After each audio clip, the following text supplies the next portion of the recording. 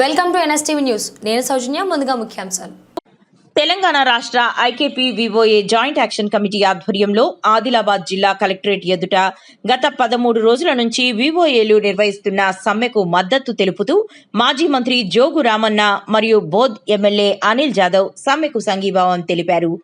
ఈ సందర్భంగా ఎమ్మెల్యే అనిల్ జాదవ్ మాట్లాడుతూ, నాడు ప్రతిపక్షంలో ఉన్నప్పుడు నేటి మంత్రి సీతక్క ఇదే వివోఏలకు 26,000 రూపాయలు జీతం అందించాలని అసెంబ్లీలో డిమాండ్ చేశారు.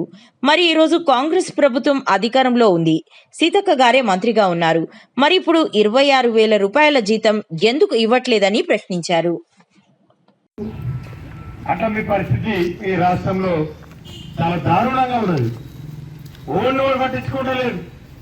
మంత్రుల పరిస్థితి ఓళ్ళ పరిస్థితి వాళ్ళకే ఉన్నది. సంపాదన మీదనే మిమ్మల్ని మమ్మల్ని పట్టుకునే వాళ్ళు లేని ఇక టైం అడుచుకో ఇట్లా టైం చూస్తున్నా సంపాదన మీద పడుతున్నారు వాళ్ళు. ఎప్పుడు జల్దీ జల్దీ చేసుకోవాలా? 2.5 సంవత్సరాలు అయిపోయింది, ఇంకా 2.5 సంవత్సరాలు ఉంది. ఎట్లా చేసుకోవాలనే పరిశ్రమలో వాళ్ళు ఉన్నారు తప్ప మిమ్మల్ని కానీ ఇంకా రైతులను కానీ ఈ తెలంగాణ ప్రజలను పట్టే సమస్యలో వాళ్ళు లేరు. కాబట్టి ఈరోజు ఆ రోజు ఏదైతే ఈ యొక్క గ్రూప్ను ఈ యొక్క వ్యవస్థను లేపిందే కేసీఆర్.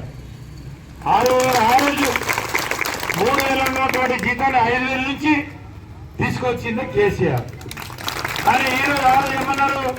ఇప్పుడు ఉన్నటువంటి మీ మంత్రి, మీ శాఖ మంత్రి ఆ రోజు సీతక్క గారు ఉండేది. నిండు అసెంబ్లీగా అది ఏమన్నారు? కనీసం 26,000 ఇవ్వాలి, కనీసం వాళ్ళకు వివిధ అలవెన్సులు ఇవ్వాలి అని నువ్వే ఉన్నావు కదమ్మా మంత్రి. మరి ఈరోజు నువ్వు ఒక సంతకం పెడితే అయిపోతాయి కదా. మరి ఆ రోజు డిమాండ్ చేస్తున్నావు, మరి ఏ రోజు ఎందుకు ఇస్తాను?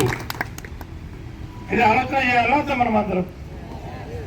మరి ఆమె మస్తు మాట్లాడింది, ఓ ఏమో మాట్లాడింది. అబ్బాబా మనం అందరం అనుకున్నాం, అబ్బాయి ఎంత మంచిగా ఉన్నది సీతక్క అనుకున్నాం. మనందరం ఎంత మంచిగా మాట్లాడుతున్నారు, పాపం మేము చేసేటట్టే ఉన్నది అని చెప్పేసి ఇక మనమైతే మోసపోలేం. కానీ అక్కడ వాళ్ళు మోసపోయారు, వేరే జిల్లా వాళ్ళు. వాళ్ళని ఓటేసారు కాంగ్రెస్ వాళ్ళని. వాళ్ళ అధికారంలోకి వచ్చిండ్రు.